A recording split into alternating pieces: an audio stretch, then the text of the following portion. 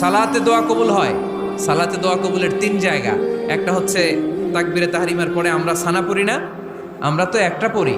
আল্লাহর হাবিব সুন্নাহ এবং নফল নামাজে আরো পড়তেন সানা, ওই দোয়া কবুল হয়। 2 নম্বর জায়গা সালাতে সেজদায় পড়ে দোয়া করলে কবুল হয়। আকরাবু মা ইয়াকুনুল আবদু মির রাব্বিহি ওয়া হুয়া সাজিদ ফাকসিরু ফীহি দুআ। বান্দা যখন সেজদায় লুটিয়ে পড়ে, বান্দা আল্লাহর সবচেয়ে কাছে চলে যায়। কিন্তু বিশ্বনবী বলে, সেজদাটা তোমার রবের কুদরতি পায়ের উপরে পড়েছে। সেজদায় পড়ে দোয়া করেন।